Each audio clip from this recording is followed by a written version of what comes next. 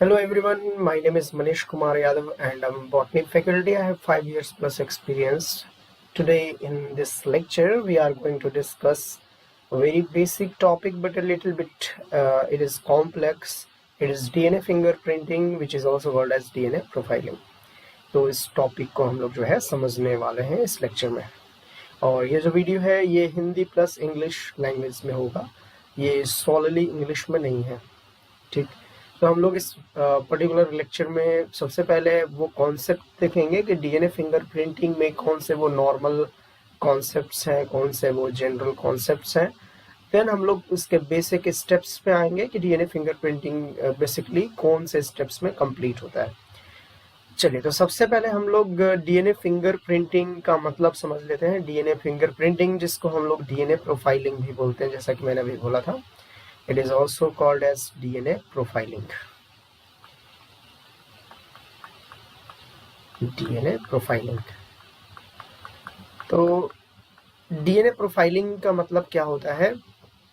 DNA profiling का मतलब होता है कि किसी दो इंडिविजुअल के डीएनए का कंपैरिजन करना on the basis of certain sequences of the DNA.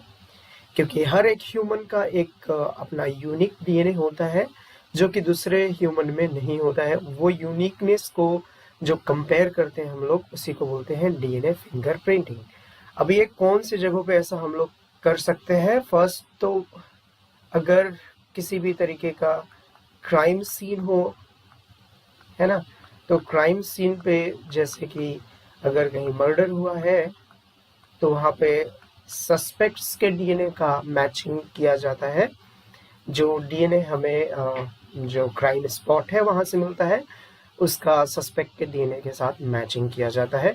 अगर ये मैच कर जाता है तो हम लोग क्रिमिनल्स को इससे पकड़ सकते हैं। एंड सेकेंड जो होता है ये जब हम लोग ये चेक करते हैं कि paternal correlation of father and son, paternal correlation of father and son. बहुत सारे ऐसे सिचुएशंस बनते हैं जिसमें प्रॉपर्टीज वगैरह को लेकर के कंट्रोवर्सीज होते हैं, तो वहां पे फादर एंड सन के पैटर्नल जो कोरिलेशन है उसको चेक किया जाता है with the help of DNA profiling और डीएनए फिंगरप्रिंटिंग। तो ये सारे जनरल एप्लीकेशंस हैं, और भी एप्लीकेशंस हो सकते हैं डीएनए फिंगरप्रिंटिंग के, बट मेरा या फिर हमारा जो मेन मोटो रहेगा इस वीडियो का, वो हम लोग इसका बायोलॉजिकल कॉन्सेप्ट देखने जा रहे हैं कि वो कैसे किया जाता है। यहाँ पे फिंगरप्रिंटिंग का फिंगरप्रिंट से लेना देना नहीं है। फिंगरप्रिंटिंग यहाँ पे इन द सेंस है कि हर एक ह्यूमन का एक अपना डीएनए होता है जो कि यूनिक होता है, एंड उसको हम लोग फिंगरप्रिंट से समझ सकते हैं, क्योंकि हर एक ह्यूमन का फिंगरप्रिंट भी यूनिक होता है, वो दूसरे ह्यूमन के फिंगरप्रिंट से मैच नहीं होता है। उसी तरीके से डीएनए के यूनिकनेस को हम लोग जो है डीएनए प्रोफाइलिंग से समझते हैं। ठीक है, तो चलिए सबसे पहले बेसिक कॉन्सेप्ट्स जो है, बेसिक कॉन्सेप्ट जनरल साइंस के जो कॉन्सेप्ट्स है वो समझते हैं। जनरल कॉन्सेप्ट्स कि किस बेसिस पे जो है डीएनए फिंगरप्रिंटिंग आखिरकार किया जाता है। तो सबसे पहली चीज आती है कि ह्यूमन डीएनए की अगर हम लोग बात करते हैं, ह्यूमन जीनोम जिसको बोलते हैं, जब भी हम लोग जीनोम वर्ड यूज करते हैं तो mainly haploid content of DNA को ही कंसीडर किया जाता है, जो कि होता है almost 3.3 into 10 to the power 9 base pairs में डीएनए के लेंथ को काउंट करते हैं, सबको पता है। एंड अगर यही डिप्लॉयड कंटेंट होता, ह्यूमन डीएनए का डिप्लॉयड कंटेंट होता, तो वहाँ पे 6.6 into 10 to the power 9 base pair होता। इसको जनरली हम लोग 3 into 10 to the power 9 base pair लिख देते हैं। 3.3 कंसिडर नहीं किया जाता जनरली, ताकि कैलकुलेशन ईजी हो।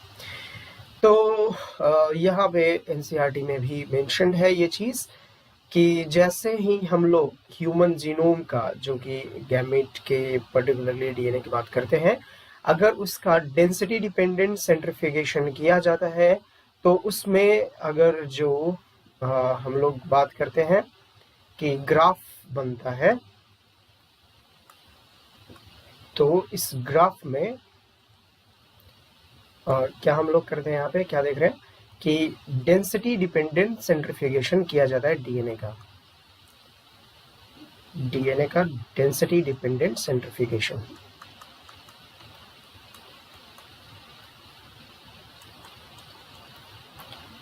Density dependent centrifugation, same centrifugation technique हम लोग यूज करते हैं मिचेल्सन एंड स्टाहल एक्सपेरिमेंट, जो कि basically semi conservative model of DNA को प्रूव करने के लिए 1958 में मिचेल्सन एंड स्टाहल ने सेम सेंट्रीफ्यूगेशन टेक्निक का यूज किया था, सीजियम क्लोराइड का यूज किया था। तो अगर हम लोग डेंसिटी डिपेंडेंट सेंट्रीफ्यूगेशन टेक्निक का यूज करके डीएनए को देखते हैं, तो यहाँ पे बेसिकली दो पिक्स इस तरीके से दिखाई देते हैं। मतलब ये स्मॉल पिक्स बहुत सारे हो सकते हैं, बट मैं एक लार्जर पिक एंड एक स्मॉलर पिक आपको दिखा रहा हूँ। तो ये जो लार्जर पिक आता है, ये इसको हम लोग बल्क डीएनए बोलते हैं, बल्क डीएनए। एंड ये जो स्मॉलर पिक आता है, इसको हम लोग सैटेलाइट डीएनए बोलते हैं।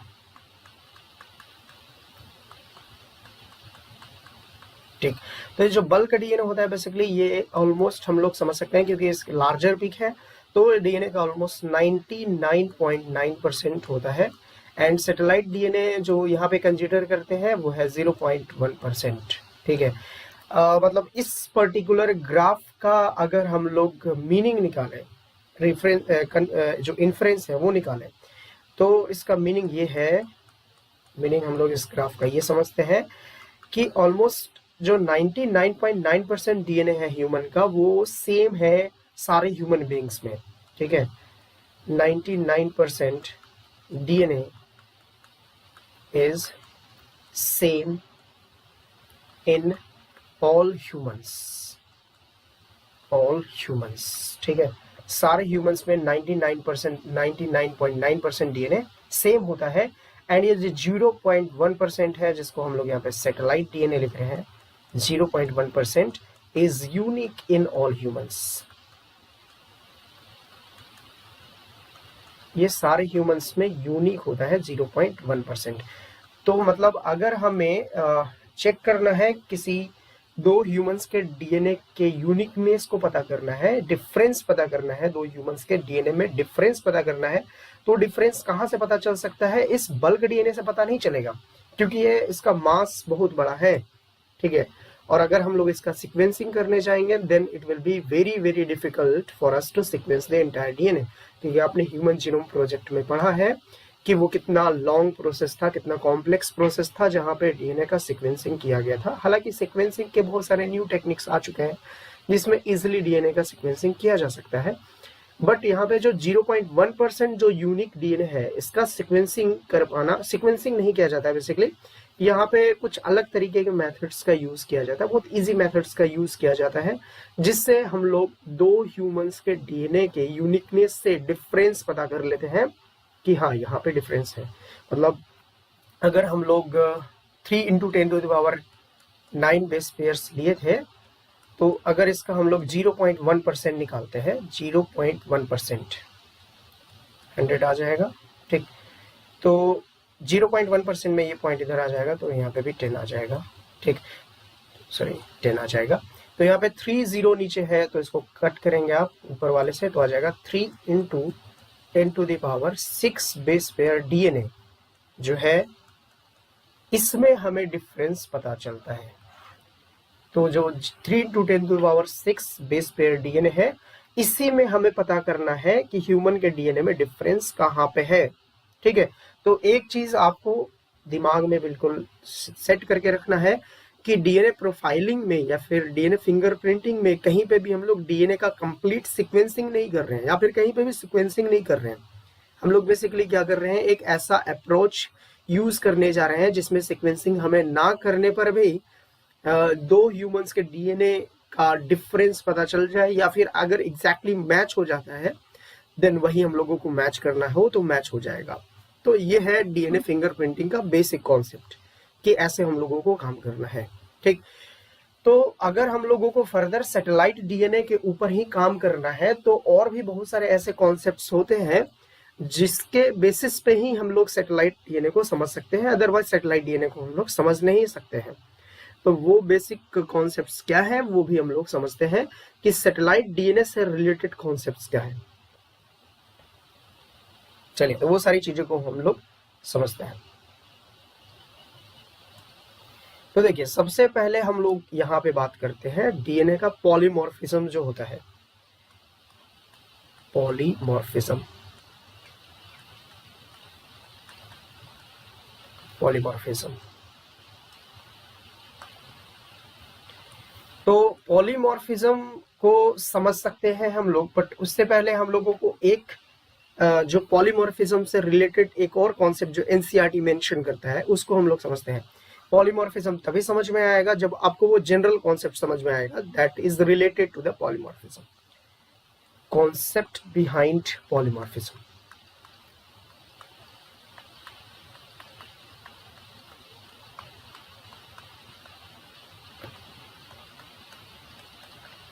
Concept behind polymorphism. तो पॉलीमॉर्फिज्म से रिलेटेड कॉन्सेप्ट क्या है वो समझते हैं हम लोग। तो देखिए, अगर हम लोग बात करते हैं म्यूटेशन की, तो म्यूटेशन सभी को पता है कि जो सडन चेंज होता है डीएनए में या फिर सडन चेंज जो होता है जेनेटिक मटेरियल में ड्यू टू सम रीजंस, उसको हम लोग म्यूटेशन बोलते हैं। म्यूटेशन से जो जनरली जेनेटिक मटेरियल में चेंज आता है उससे कभी कभी फिनोटाइप चेंज हो जाता है एंड कभी कभी फिनोटाइप नहीं चेंज होता है। फिनोटाइप अगर नहीं चेंज होता है तो उसको साइलेंट म्यूटेशन बोलते हैं। मोस्टली म्यूटेशन जो होता है जनरली फिनोटाइप्स को चेंज करता है, साइलेंट म्यूटेशन के बहुत कम केसेस होते हैं। तो म्यूटेशन जो है बेसिकली ये दो तरीके के सीक्वेंसेस में हो सकता है। पहले हम लोग बात कर लेते हैं सेल्स के, जैसे नॉर्मल सेल्स एक ले लेते हैं जिसको हम लोग बोल सकते हैं स्किन सेल, एंड दूसरा हम लोग ले सकते हैं जिसको हम लोग बोल सकते हैं germ cell. Germ cell and skin cell, ठीक। तो अगर हम लोग स्किन सेल की बात कर रहे हैं तो हम लोग बेसिकली एक सोमैटिक सेल ले रहे हैं डीएनए, जैसा कि एनसीईआरटी में लिखा है, मैं ऐसा ही डिस्कस कर रहा हूँ कि जो सोमैटिक सेल है वो स्किन सेल हो सकता है या फिर कोई दूसरा सेल हो सकता है, कोई भी बॉडी के सारे सेल्स हो सकते हैं एक्सेप्ट जर्म सेल, ठीक। तो जो सोमैटिक सेल्स हैं उसमें सारे में डीएनए सेम होगा, सारे में जीन्स सेम होंगे, सेम जीन्स होंगे सारे जगह, जहां जहां पे जीन्स का एक्सप्रेशन का रिक्वायरमेंट है वहां वहां पे उनका एक्सप्रेशन होगा और उस हिसाब से फिनोटाइपिक कैरेक्टर्स बनते हैं, ठीक। तो अगर म्यूटेशन स्किन सेल में होता है तो वो एक पर्सन के अगर स्किन सेल में हो रहा है या फिर किसी भी सोमैटिक सेल में हो रहा है, तो मैं इसको ब्रैकेट में सोमैटिक सेल लिख दे रहा हूँ। तो अगर किसी भी सोमैटिक सेल में कोई म्यूटेशन हो रहा है, सोमैटिक सेल के डीएनए में कोई म्यूटेशन हो रहा है, तो उस पर्सन के साथ ही वो तो मर जाएगा ना, वो आगे कैसे जाएगा, वो आगे नहीं जा सकता है। क्योंकि सोमैटिक सेल में अगर कोई म्यूटेशन हुआ है, स्किन सेल में म्यूटेशन हुआ, लेट से किसी ह्यूमन को कोई पर्टिकुलर डिजीज हो गया किसी म्यूटेशन की वजह से, वो म्यूटेशन इंड्यूस्ड म्यूटेशन हो सकता है, बाहर की वजह से कोई म्यूटेशन हो गया, किसी डाइट की प्रॉब्लम की वजह से, न्यूट्रिशन की प्रॉब्लम की वजह से, या फिर कोई भी atmosphere related issues, environment related issues की वजह से म्यूटेशन हो गया, तो वो ह्यूमन जब मरेगा तो उसके साथ ही वो म्यूटेशन चला जाएगा, ठीक है। सो mutation with this somatic cell dies with human, or we can say it goes with human. Once human dies then it goes with human. And वहीं हम लोग अगर जर्म सेल की बात करते हैं तो अगर किसी के जर्म सेल में कोई म्यूटेशन हो जाए तो जर्म सेल वाला म्यूटेशन जो है नेक्स्ट जनरेशन को जा सकता है, ठीक है। So if mutation occurs in germ cells then यहाँ पे दो केसेस हो सकते हैं, आइदर जर्म सेल में बहुत ड्रास्टिक चेंज आ गया है ना, म्यूटेशन की वजह से ड्रास्टिक चेंज आ गया। अब कोई ड्रास्टिक चेंज आ गया म्यूटेशन में तो फिर फर्दर वो नहीं जाएगा, ठीक है। अगर वो ड्रास्टिक चेंज नहीं है, ठीक, बेसिकली अगर वो ड्रास्टिक चेंज नहीं है एंड वो किसी भी तरीके से उस सेल को हार्म नहीं कर रहा है, बेसिकली किसी ना किसी तरीके से इंप्रूवमेंट ही दे रहा है सेल को, जर्म सेल को कंपेटिबिलिटी दे रहा है इन्वायरमेंट के साथ में, तो उसका जो है इनहेरिटेंस हो सकता है, ठीक। सो जर्म सेल में म्यूटेशन जो हो सकता है कैन नॉट, ऐसे लिख सकते हैं, मे इनहेरिट और may not inherit, may inherit और लिख सकते हैं हम लोग मे नॉट इनहेरिट, 2 केसेस हो सकते हैं। ठीक, तो हमें स्किन सेल पे या फिर सोमैटिक सेल पे बेसिकली फोकस नहीं करना है, हमें फोकस किससे करना है, जर्म सेल पे फोकस करना है। चलिए तो जर्म सेल के ऊपर चलते हैं। तो जो जर्म सेल्स है, जर्म सेल्स जो है, जर्म सेल्स के जो डीएनए है,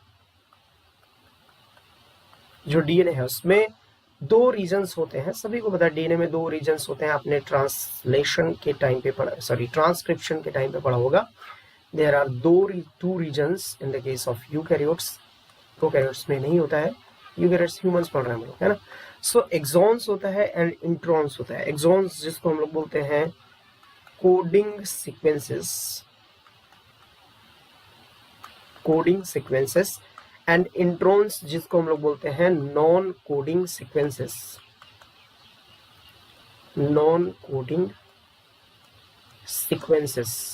ठीक है, तो जो कोडिंग सीक्वेंसेस होता है बेसिकली आपको पता है कि कोडिंग सीक्वेंसेस से ही प्रोटीन बनता है। कोडिंग सीक्वेंसेस जो होते हैं इन्हीं के एक्सप्रेशन, फर्दर एक्सप्रेशन के बाद, ट्रांसलेशन के बाद प्रोटीन बनता है। नॉन कोडिंग सीक्वेंसेस का प्रोटीन से रिलेटेड कोई इशू नहीं होता है। दैट मीन्स फिनोटाइप इसी की वजह से आता है, ये फिनोटाइप देता है, एंड नॉन कोडिंग सीक्वेंसेस जो होता है फिनोटाइप नहीं देता है, फिनोटाइप नहीं देता है। तो अगर कोडिंग सीक्वेंसेस में कोई म्यूटेशन हो जाए, ठीक है, हम लोग बोल सकते हैं if mutation occurs in coding sequences, तो यहां पे 2 चांसेस हो सकते हैं। It can be accepted, it can be accepted, it can be rejected, it can be accepted, it can be rejected. अब मैं यहाँ पे क्यों बोल रहा हूँ कि it can be accepted, it can be rejected, इसके 2 टिपिकल रीजंस हैं कि अगर म्यूटेशन उस पर्टिकुलर सेल के लिए, उस पर्टिकुलर सेल के लिए इम्पॉर्टेंट है, या फिर उसके डेली रूटीन में, डेली वर्क में, फिनोटाइप में किसी भी तरीके का कोई ड्रास्टिक चेंज नहीं कर रहा है, तो वो एक्सेप्ट हो सकता है, या किसी भी तरीके से हेल्प कर रहा है सेल को, तो वो एक्सेप्ट हो सकता है। बट बेसिकली अगर उसमें ऐसा चेंज आ जाए जिसकी वजह से फिनोटाइप्स अफेक्टेड हो जाए, या फिर बहुत कुछ उससे गड़बड़ हो जाए, तो उसका रिजेक्शन होता है। सो ये इसका चांसेस लेस चांसेस है, एक्सेप्ट होने के चांसेस लेस है, एंड इसके रिजेक्ट होने के चांसेस ज्यादा है। There are more chances of rejection, more chances of rejection of mutation in the cases of coding sequences। ठीक, वहीं अगर हम लोग बात करते हैं इंट्रॉन्स की, नॉन कोडिंग सीक्वेंसेस की, तो ये फिनोटाइपिक कैरेक्टर्स नहीं बना रहा है।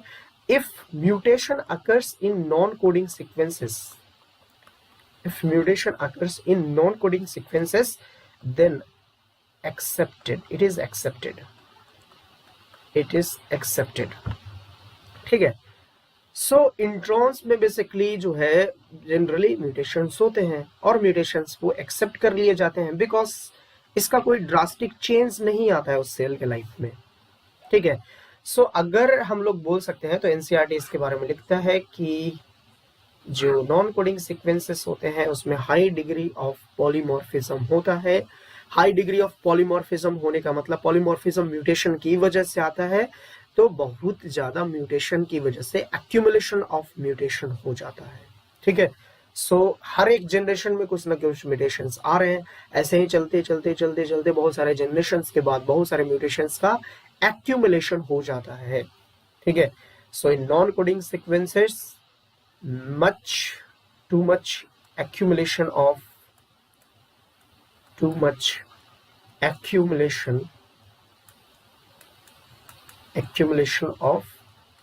mutations होता है। अब बहुत ज्यादा accumulation हो जाता है mutations का due to many mutations in different generations। ठीक, अब बार बार म्यूटेशंस का जो है इसमें एक्यूमुलेशन हो रहा है, तो आप एक चीज यहाँ पे समझ सकते हैं कि अगर हमें यूनिकनेस पता करना है, यूनिकनेस, तो कोडिंग सीक्वेंसेस को देख करके पता नहीं चलेगा, यूनिकनेस हमें नॉन कोडिंग सीक्वेंसेस को देख के पता चल सकता है, क्योंकि हर एक ह्यूमन में बहुत सारे एक्यूमुलेशंस होंगे म्यूटेशंस के, कोडिंग सीक्वेंसेस में नहीं, नॉन कोडिंग सीक्वेंसेस में।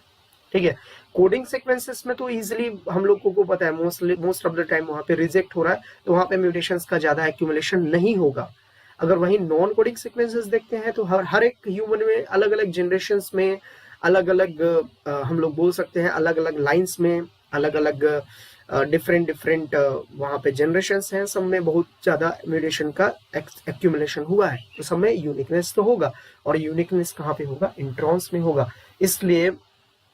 इसलिए हम लोग डीएनए फिंगरप्रिंटिंग्स मोस्टली जो है इंट्रॉन्स के यूनिकनेस के बेसिस पे हम लोग करते हैं।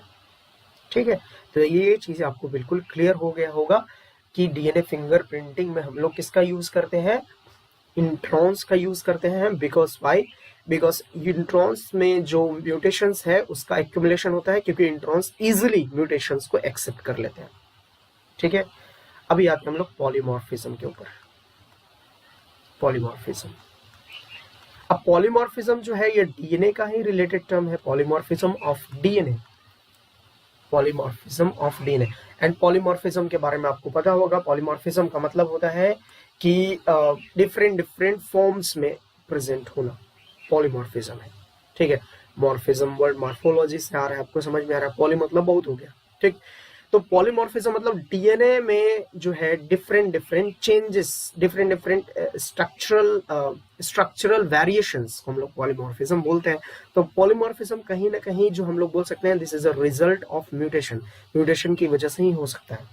ठीक है, सो एनसीईआरटी बोलती है कि polymorphism is a result of genetic level variation,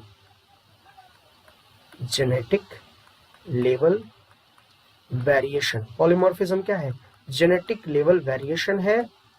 ठीक है, रिजल्ट ऑफ म्यूटेशन है, result of mutation, result of mutation. अब पॉलीमॉर्फिज्म के बहुत सारे टाइप्स आते हैं, सिंगल न्यूक्लियोटाइड पॉलीमॉर्फिज्म होता है, मोर देन वन न्यूक्लियोटाइड का भी पॉलीमॉर्फिज्म होता है, जीन के बेसिस पे भी पॉलीमॉर्फिज्म होता है, मतलब वास्ट लेवल के पॉलीमॉर्फिज्म्स हैं। मगर हमें यहाँ पे सिंगल न्यूक्लियोटाइड पॉलीमॉर्फिज्म देख लेते हैं एंड एक से ज्यादा न्यूक्लियोटाइड्स का भी पॉलीमॉर्फिज्म देख लेते हैं, तो हमें समझ में आ जाएगा, ज्यादा हमें डीप जाने की जरूरत है नहीं।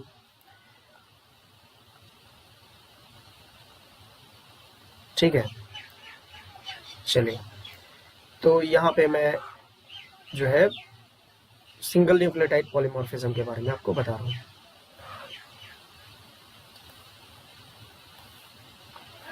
तो यहाँ पे मैं एक सीक्वेंस बना लेता हूँ डीएनए का, AGCTTACG।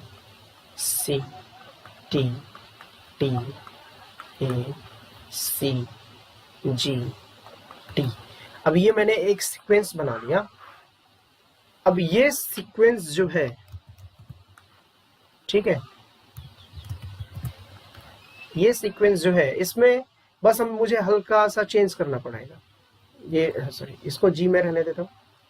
यहाँ पे लेट से मैंने ऐड कर दिया सी एंड यहाँ पे ऐड कर दिया टी। ठीक है, तो अगर इन तीनों ही सीक्वेंसेस में आप देखें तो चेंज कहाँ पे है, केवल इस वाले जगह पे है, जी यहाँ पे है, यहाँ पे सी आ गया, यहाँ पे टी आ गया, मतलब टोटल डीएनए सेम है, केवल एक न्यूक्लियोटाइड में चेंज आ गया है। इसी वजह से हम लोग इसको बोलते हैं single nucleotide polymorphism, single nucleotide polymorphism, SNPS, single nucleotide polymorphisms. ठीक, इसके बारे में ह्यूमन जीनोम प्रोजेक्ट में भी लिखा हुआ है कि मोर देन 1.5 मिलियन लोकेशंस मिले थे जब डीएनए का सीक्वेंसिंग किया गया था, तो सिंगल न्यूक्लियोटाइड पॉलीमॉर्फिज्म मिला था। ठीक है, तो ये सिंगल न्यूक्लियोटाइड पॉलीमॉर्फिज्म जो है ये किसका रिजल्ट है, म्यूटेशन का रिजल्ट है। किसका रिजल्ट है, म्यूटेशन का रिजल्ट है। म्यूटेशन जैसे कि हम लोग वहां पे भी पढ़ते हैं, कहाँ पे पढ़ते हैं हम लोग, प्रिंसिपल बेसिस ऑफ इनहेरिटेंस में पढ़ते हैं कि जब म्यूटेशन होता है वो बहुत सारे रीजंस की वजह से होता है। वहां पे हम लोग फिजिकल एंड केमिकल रीजंस पढ़ते हैं, फिजिकल में यूवी रेज, एक्स रेज वगैरह, केमिकल्स में बहुत सारे केमिकल्स की वजह से म्यूटेशन होता है। ठीक है, उसको बोलते हैं सिंगल न्यूक्लियोटाइड पॉलीमॉर्फिज्म।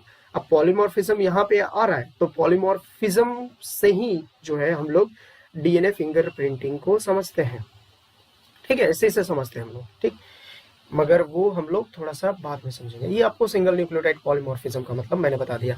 अब मैं इसका डिस्कशन यहाँ पे क्यों कर रहा हूँ, बिकॉज इसके बारे में एनसीईआरटी जो है कुछ लिखती है, ठीक है।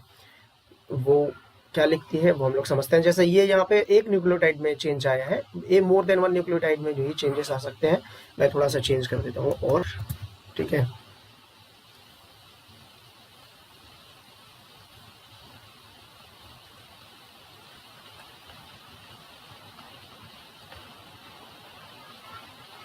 ठीक है, तो ये यहाँ पे मैं बोल सकता हूँ कि ये था सिंगल न्यूक्लियोटाइड पॉलीमॉर्फिज्म।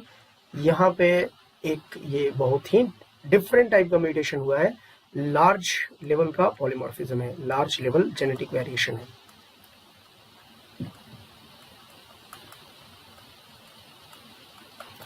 अब लार्ज लेवल का जेनेटिक वेरिएशन हो गया।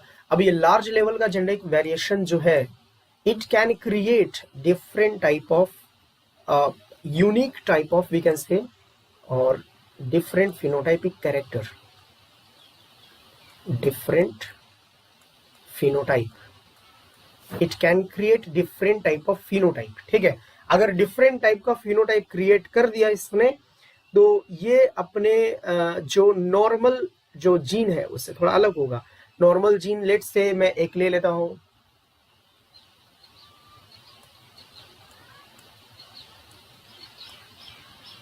ठीक है। नॉर्मल जीन कंडीशन में ले लेता हूं कि हमारे पास जो था, एक फर्स्ट कंडीशन ले लेता हूं, नॉर्मल वाला, फर्स्ट नॉर्मल कंडीशन है, ठीक है। ब्लैक हेयर है, ठीक। एंड ये म्यूटेशन के बाद जो है, म्यूटेटेड कंडीशन जो है, ये म्यूटेशन ये वाला जो हुआ लार्ज लेवल का जेनेटिक वेरिएशन, इसके बाद जो है ब्राउन हेयर हो गया, ब्राउन हेयर, ठीक है। तो अगर ये म्यूटेशन के बारे में लिखा हुआ है कि अगर म्यूटेशन का फ्रीक्वेंसी 0.01 से ज्यादा है, ठीक है, तो उसको हम लोग क्या बोल सकते हैं कि वो जो है एक टाइप का नया वेरिएंट आ चुका है, वो एक नया वेरिएंट बन चुका है, ठीक है। सो हम लोग उसको बोलते हैं एलील, ठीक। सो एक न्यू एलील जो है, म्यूटेशन वाला क्या हो जाएगा, न्यू एलील बना देगा। न्यू एलील तब एक्सेप्ट होता है जब फ्रीक्वेंसी ऑफ म्यूटेशन,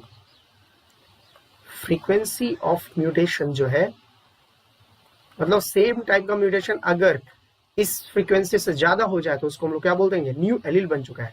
0.01 मतलब हो गया कि 100 में से 1, ठीक है, से ज्यादा हो जाए, ठीक है। मतलब 100 में से अगर 1 हो रहा है तो इसको हम लोग नहीं बोलेंगे। 100 में से लेट से 3 लोगों को सेम प्रॉब्लम हो गया, कि मतलब 3 लोगों का ब्राउन हेयर हो गया, तो हम लोग बोल सकते हैं न्यू एलील का इंट्रोडक्शन हो चुका है ड्यू टू म्यूटेशन। ये एनसीईआरटी में लिखा हुआ है यहाँ पे, ठीक।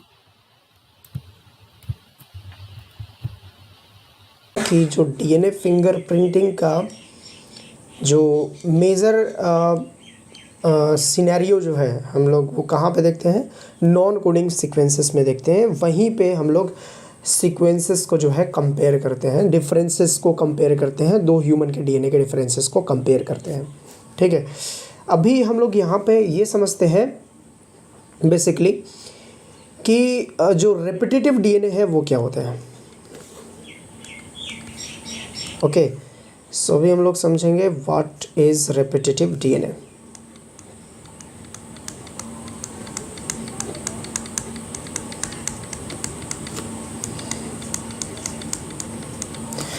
रेपिटेटिव डीएनए, सो अगर रेपिटेटिव डीएनए की बात करते हैं तो इसका मतलब होता है कि जो डीएनए में एक पर्टिकुलर सीक्वेंस होता है, एक पर्टिकुलर सीक्वेंस है, उसका बार बार रिपीट होना is known as repetitive DNA, ठीक। सो जैसे हम लोग एक डीएनए बना लेते हैं,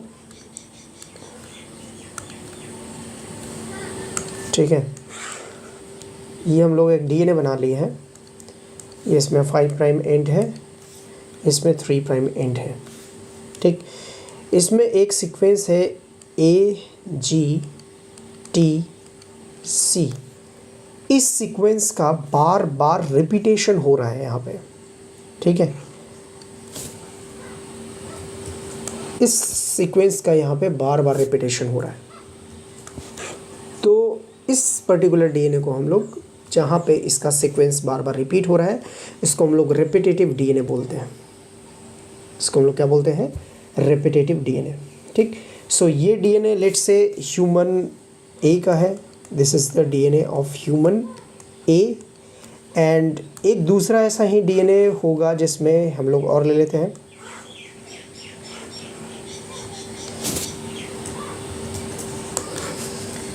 ये है डीएनए ह्यूमन बी का।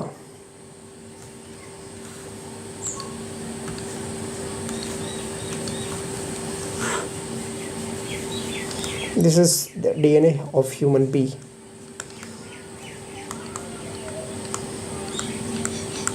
अब यहाँ पे देखिए 2 ह्यूमंस का डीएनए है एंड इसमें आपको साइज़ का डिफरेंस मैंने इसलिए दिखाया क्योंकि रिपीटेटिव डीएनए बस उतने ही रीजन्स में प्रेजेंट है। डीएनए का साइज़ ऑलमोस्ट सेम है, बस रिपीटेटिव डीएनए का जो नंबर ऑफ रिपीटेशन है, जिसको हम लोग कॉपी नंबर बोलते हैं, वो अलग अलग है, ठीक। जैसे यहाँ पे ये सीक्वेंस 1 2 3 4 5 टाइम्स रिपीट हुआ ह्यूमन ए में, वहीं ह्यूमन बी में 1 2 3 टाइम्स ये सेम सीक्वेंस रिपीट हुआ है, ठीक है। सो रिपीटेटिव डीएनए का मतलब होता है एक पर्टिकुलर सीक्वेंस का बार बार रिपीट होना, उस पर्टिकुलर सीक्वेंस ऑफ डीएनए को, उस पर्टिकुलर सेगमेंट ऑफ डीएनए को रिपीटेटिव डीएनए बोलते हैं, ठीक। एंड ऐसा ही सेम सीक्वेंस दूसरे ह्यूमंस के डीएनए में भी प्रेजेंट होगा, बट उसमें कॉपी नंबर अलग अलग होंगे। जैसे यहाँ पे इस ह्यूमन ए में जो कॉपी नंबर है वो है 5, copy number is 5, and human बी में जो कॉपी नंबर है वो है 3 टाइम्स सेम सीक्वेंस रिपीट हुआ है। बस इसी चीज़ को जो है चेक करके जो है डीएनए फिंगरप्रिंटिंग किया जाता है, ठीक। अगर लेट से जो पर्टिकुलर सस्पेक्ट का जो सैंपल मिला है किसी क्राइम सीन से, क्राइम सीन का एक सैंपल और सस्पेक्ट का सैंपल, दोनों को कंपेयर कर रहे हैं, अगर दोनों का कॉपी नंबर मैच हो रहा है दैट मीन्स ये वो जो सस्पेक्ट है वही क्रिमिनल है, ऐसे पकड़ा जाता है, ठीक। तो ये जो रेपिटेटिव डीएनए होता है ये भी मोस्टली नॉन कोडिंग सीक्वेंसेस में ही चेक करते हैं, कोडिंग सीक्वेंसेस में चेक नहीं करते हैं, क्योंकि नॉन कोडिंग सीक्वेंसेस में ही रेपिटेटिव डीएनए ज़्यादा मिलते हैं, ठीक है। अब रेपिटेटिव डीएनए से ही लेने वाला टर्म एक है सैटेलाइट डीएनए, ठीक है। जैसे हम लोगों ने जो बात किया था, क्योंकि आपको ये चीज़ पता होना चाहिए कि रेपिटेटिव डीएनए हमारे डीएनए में बहुत ज़्यादा पार्ट बनाता है, बल्क बनाता है पार्ट, ठीक है। मगर हम लोग उस रेपिटेटिव डीएनए की बात करने वाले हैं जो कि सैटेलाइट डीएनए है, ठीक है। वो सैटेलाइट डीएनए जो कि यूनिकनेस को प्रूव करेगा, बाकी के रेपिटेटिव डीएनए की हम लोग बात नहीं करेंगे, ठीक। सो जो हम लोग यहाँ पे डीएनए पढ़ते हैं वो होता है सैटेलाइट डीएनए। अच्छा, सैटेलाइट डीएनए और जो नॉर्मल डीएनए है दोनों में हम लोग डिफरेंस कैसे पता करते हैं? तो वही मैंने बोला था, डेंसिटी डिपेंडेंट सेंट्रीफ्यूगेशन टेक्निक से पता करते हैं। तो डेंसिटी डिपेंडेंट सेंट्रीफ्यूगेशन टेक्निक में जो हमारे पास सैंपल्स होते हैं, एक ही सैंपल लेता हूँ, तो डेंसिटी डिपेंडेंट सेंट्रीफ्यूगेशन टेक्निक में यहाँ पे बहुत सारे अलग अलग बैंड्स मिलते हैं, ठीक है। तो जो थिकर बैंड होता है ये बल्क डीएनए का होता है। थिकर बैंड किसका होता है? बल्क डीएनए का। एंड जो थिनर बैंड्स बनते हैं ये होते हैं सैटेलाइट डीएनए के, ठीक है। क्योंकि सैटेलाइट डीएनए पूरे डीएनए में प्रेजेंट नहीं है, ओनली 0.01% है, ठीक है, सॉरी 0.1% है, ठीक। सो ये जो थिकर बैंड बनता है सीजियम क्लोराइड के मीडियम में इसको देखते हैं तो ये होता है बल्क डीएनए का। एंड ये जो थिनर बैंड बनता है ये बनता है सैटेलाइट डीएनए का। सैट डीएनए मैं शॉर्ट में लिख रहा हूँ, सैट डीएनए, ठीक। तो सैटेलाइट डीएनए जो होता है ये एक पर्टिकुलरली नॉन कोडिंग सीक्वेंसेस है जिसमें high degree of polymorphism. High degree polymorphism का मतलब है जिसमें म्यूटेशंस बहुत ज़्यादा एक्यूमुलेट हुए हैं जनरेशंस टू जनरेशंस, उसको मैं बोल रहा हूँ क्या, हाई डिग्री ऑफ पॉलीमॉर्फिज्म, ठीक है। तो जो एनसीईआरटी है उसमें कुछ क्राइटेरिया रखे गए हैं, जैसे कॉपी नंबर है, बेस कंपोजिशन है, एंड उसमें जो पर्टिकुलरली सेगमेंट जो साइज़ ऑफ डीएनए है उसको रखा गया है, ताकि हम लोग सैटेलाइट डीएनए में भी जो है उसमें कुछ अलग टाइप्स बनते हैं उसको कंपेयर करते हैं, ठीक। तो सैटेलाइट डीएनए के बारे में मैं कुछ बेसिक सी बातें लिख देता हूँ। It is non coding part of DNA, non coding sequences है ये, नॉन कोडिंग सीक्वेंसेस है, ठीक। एंड इसमें हाई डिग्री ऑफ पॉलीमॉर्फिज्म है, हाई डिग्री ऑफ पॉलीमॉर्फिज्म, ठीक है। एंड इसी का यूज़ करते हैं, used in DNA fingerprinting, it is used in DNA fingerprinting, ठीक है। एंड सैटेलाइट डीएनए में अब हम लोग देखते हैं टाइप्स ऑफ सैटेलाइट डीएनए, ठीक। तो सैटेलाइट डीएनए के बेसिकली दो टाइप्स बनते हैं। एक होता है मिनी सैटेलाइट, मिनी सैटेलाइट, एक होता है माइक्रो सैटेलाइट, माइक्रो सैटेलाइट। एक मैक्रो सैटेलाइट भी होता है जो कि हमारे काम का नहीं है, ठीक है, वो डीएनए फिंगरप्रिंटिंग में यूज़ नहीं होता है। हालांकि mini satellite and micro satellite में भी दोनों में से मिनी सैटेलाइट का यूज़ ज़्यादा होता है, ठीक। तो मिनी सैटेलाइट जिसको हम लोग VNTR बोलते हैं, एंड माइक्रो सैटेलाइट जिसको हम लोग STR बोलते हैं, ठीक। VNTR का मतलब होता है variable number of tandem repeats, variable number of tandem repeats, STR SSR भी इसको बोलते हैं, variable number of tandem repeats. And STR हो गया short tandem repeats, short tandem repeats, ठीक है। तो variable number of tandem repeats and short tandem repeats दो टाइप के हैं सैटेलाइट डीएनए। उसमें से सबसे ज़्यादा VNTR का यूज़ किया जाता है, ठीक। पहले मैं साइज़, फ्रैगमेंट साइज़, मतलब मैं एक चीज़ बता दे रहा हूँ, ठीक है। मैंने जो रेपिटेटिव डीएनए बताया ये रेपिटेटिव डीएनए ही है, सैटेलाइट डीएनए, ठीक है। अब इसमें क्या हो रहा है कि जैसे ये हमारे पास एक डीएनए का सीक्वेंस है, ये एक डीएनए का सीक्वेंस है, ठीक। इसमें ये जो पर्टिकुलर रिपीटेशन हो रहा है, जैसे यहाँ पे है AGCTCA T 1 2 3 4 5 6 7 A 8 9 10 11 1 2 3 4 5 6 7 8 9 10 11 12 13, ठीक है। मतलब मिनी सैटेलाइट में क्या है कि ये जो पर्टिकुलर फ्रैगमेंट जिसका रेपिटेशन हो रहा है उसका साइज ज़्यादा होगा। एंड ये जो माइक्रो सैटेलाइट है जिसको हम लोग शॉर्ट टैंडम रिपीट भी बोल रहे हैं, इसमें ये जो रेपिटेशन होगा फ्रैगमेंट का वो छोटा होगा, 2 बेस पेयर से स्टार्ट हो सकता है, मैंने 4 ले लिया, AGCT।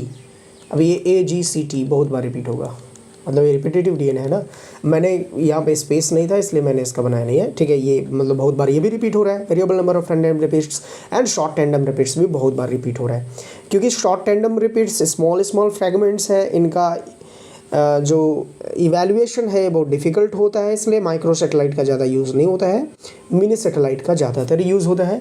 इसमें डिफरेंसेस क्या क्या है मैं और बता दे रहा हूँ आपको। इसका सबसे पहले जो फ्रैगमेंट का साइज़ होता है, फ्रैगमेंट साइज़ ये बड़ा होता है, 10 to 60 बेस पेयर्स होता है, ठीक है। एंड इसका जो फ्रैगमेंट साइज़ है ये बहुत छोटा है, 2 to 6 बेस पेयर है, 2 to 6 बेस पेयर है, ठीक। इसमें ज़्यादातर GC रीच होता है सीक्वेंस, एंड इसमें ज़्यादातर AT रीच सीक्वेंस होता है, ठीक। इसका ऑलमोस्ट जो साइज़ आप देखते हैं ये काफ़ी ज़्यादा होता है, 0.1 to 20 किलो बेस पेयर होता है, ठीक है। KB लिखा है केवल NCERT में, ठीक है। मतलब 20,000 तक पूरा साइज़, एंटायर साइज़ एक डीएनए में हो सकता है, ठीक है। इसका बहुत कम होता है, ठीक। इसका ऑलमोस्ट 5 to 200 बेस पेयर का कॉपी नंबर होता है, ठीक। मतलब इसको 5 200 से 6 मल्टीप्लाई करोगे आप लोग 1500 ऑलमोस्ट बेस पेयर का जो है टोटल साइज़ इसका आता है। इसका देखिए 20 किलो बेस पेयर का साइज़, इसका 1500 बेस पेयर है, तो इसका फ्रैगमेंट साइज, इसका मतलब एंटायर साइज़ बहुत ज़्यादा है, इसका एंटायर साइज़ बहुत ही कम है, ठीक है।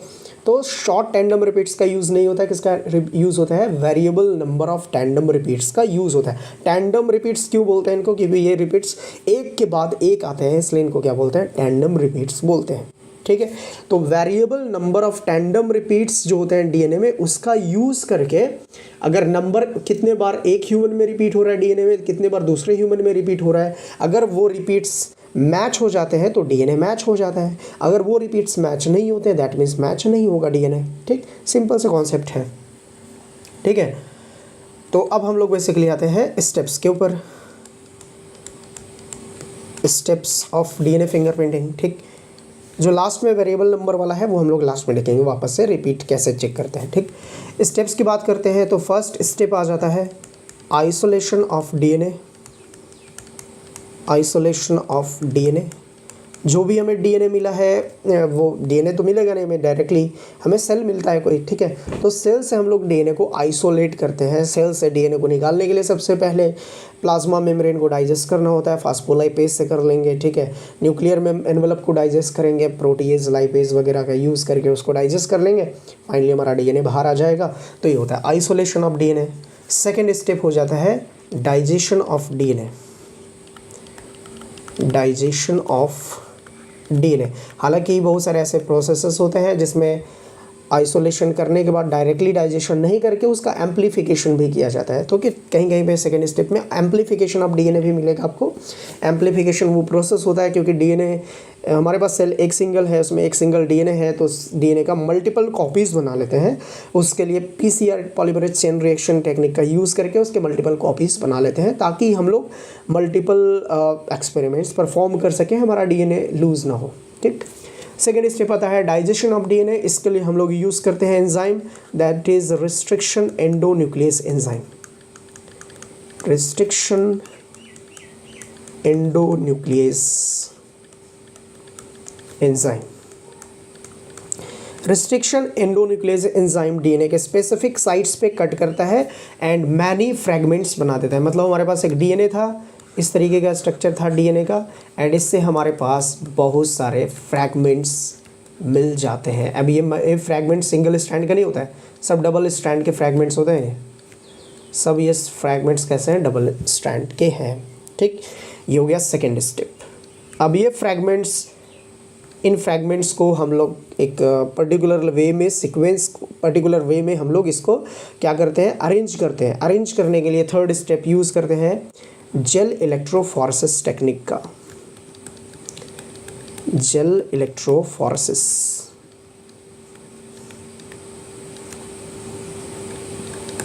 जेल इलेक्ट्रोफोरेसिस बेसिकली क्या होता है, जो भी हमारे पास डीएनए होता है उसको उसके साइज वाइज उसका क्या करते हैं, सेपरेशन करते हैं, उसका अरेंजमेंट करते हैं।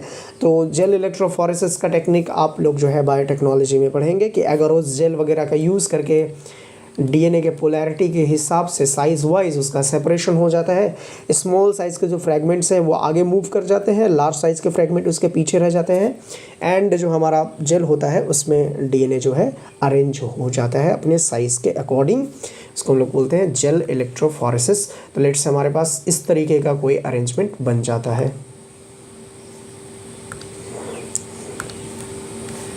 यस, ऐसा हमारे पास कोई जेल है एंड वेल्स में हम लोग सैंपल रखते हैं, वो फिर मूव करना स्टार्ट कर देते हैं। ऐसे लेट से अपने साइज़ वाइज अरेंज हो जाता है।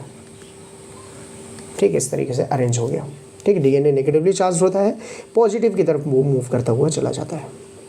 ठीक, ये हो गया जेल इलेक्ट्रोफोरेसिस। फोर्थ स्टेप आता है जिसमें जो हमारे पास जेल के ऊपर डीएनए फ्रैगमेंट है, उन फ्रैगमेंट्स को एक पेपर के ऊपर लेके आना, because jail is very delicate material है ना, बहुत डेलिकेट मटेरियल है। अगर उसके साथ हम लोग अदर फर्दर एक्सपेरिमेंट्स परफॉर्म करेंगे तो टूट जाएगा। तो उसके लिए हमें क्या करना है कि जो डीएनए है उसको जेल से एक पेपर पे ट्रांसफ़र करना है। ठीक है, उस ट्रांसफ़र के लिए जो टेक्निक यूज़ करते हैं उसका नाम है सदर्न ब्लॉटिंग टेक्निक। एक साइंटिस्ट सदर्न के नाम पे इसका पढ़ा है, southern blotting technique. Southern blotting technique में क्या करते हैं, जो हमारे पास जेल के ऊपर डीएनए है उसको nitrocellulose membrane, nitrocellulose membrane, nitrocellulose paper membrane कुछ भी बोल सकते हैं, उसके ऊपर ट्रांसफ़र किया जाता है। इसके लिए क्या करते हैं, एक पॉट लेते हैं, पॉट में बफर भरते हैं, उसमें नाइट्रोसेलुलोज पेपर के बीच में डीएनए को रख देते हैं, फिर ऊपर से जब वेट डालते हैं तो बफर ऊपर भागता है और बफर पेपर से हो करके जाता है तो बफर ऊपर चला जाता है और जो उसके अंदर डीएनए होता है वो पेपर के ऊपर ट्रांसफ़र हो जाता है। तो transfer of DNA from gel to the paper is known as Southern blotting technique. ये हम लोग क्यों करते हैं, because DNA can be broken down if I further perform the experiments with the gel. ठीक, तो सदर्न ब्लॉटिंग टेक्निक हो गया। सदर्न ब्लॉटिंग टेक्निक्स के बाद फिफ्थ स्टेप जो आता है, इसमें जो डबल स्ट्रैंड्स है, ये सब डबल स्ट्रैंड के फ्रेगमेंट है। जो डबल स्ट्रैंड के फ्रेगमेंट्स है इसको सिंगल स्ट्रैंड के फ्रेगमेंट में कन्वर्ट करते हैं। डबल स्ट्रैंडेड डीएनए फ्रैगमेंट्स को सिंगल स्ट्रैंडेड डीएनए फ्रैगमेंट्स में कन्वर्ट करना। And for this step NaOH sodium hydroxide का यूज़ कर सकते हैं, जो डबल स्ट्रैंडेड डीएनए फ्रैगमेंट्स को सिंगल स्ट्रैंडेड डीएनए फ्रैगमेंट्स में कन्वर्ट कर दिया जाता है। ठीक है, अब हमारे पास पेपर के ऊपर केवल single strand DNA fragments present है इस तरीके से, एक ही साइज बनाता हूँ एक ही तरफ।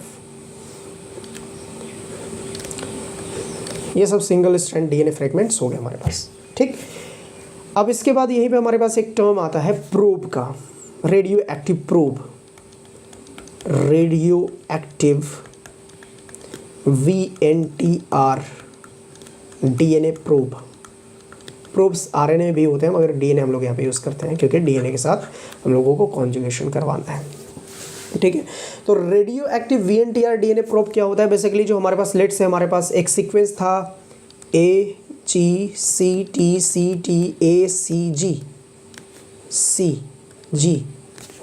जी लिखता हूँ, ये सीक्वेंस हमारे पास था। ठीक है, ये डीएनए में हमारे पास सीक्वेंस है, ये हमारे पास क्या है, VNTR है, जिसका मल्टीपल टाइम रिपीटेशन हुआ है।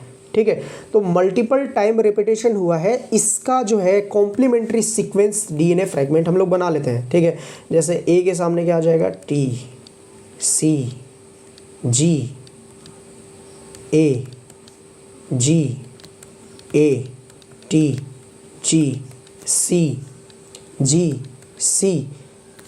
है ना, सॉरी ये रहेगा 3 प्राइम, ये रहेगा 5 प्राइम। ठीक है, इस तरीके से। तो ये हमारे पास एक सीक्वेंस जो बनाते हैं, इसमें रेडियो एक्टिव एलिमेंट्स का यूज़ किया जाता है, रेडियो एक्टिव जो मटेरियल्स है उनका यूज़ किया जाता है और इसी को हम लोग क्या बोलते हैं, radio active VNTR DNA probes. ठीक है, तो जो हमारे पास पेपर के ऊपर मटेरियल आया है उसमें बहुत सारे प्रोब्स को एक साथ डाल देंगे। ठीक है, एंड जहाँ जहाँ पे भी हमारा VNTR होगा वहाँ पे प्रोब हाइब्रिडाइजेशन कर लेगा। ठीक है, तो ये हो जाता है 6th स्टेप। ठीक है, जिसको बोलते हैं hybridization with radio active VNTR DNA probe. ठीक है, तो लेट्स से यहाँ पे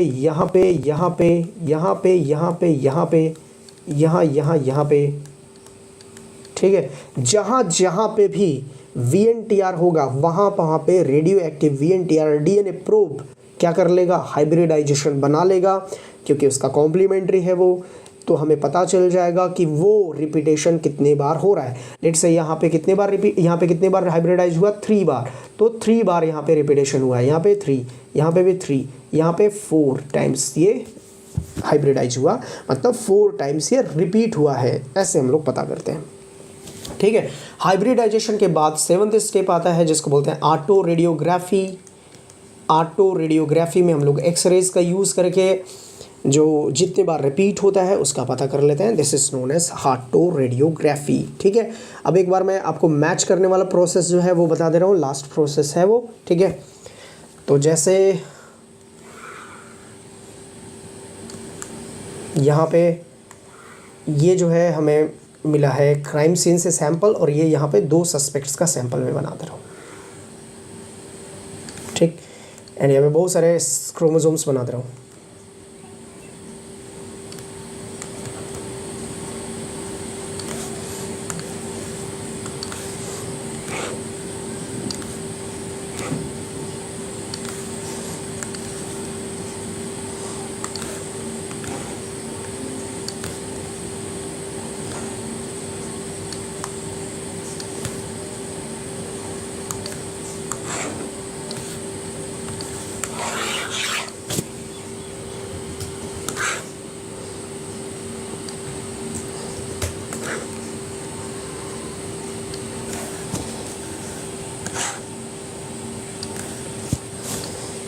ठीक है, ये है क्राइम सीन सैंपल,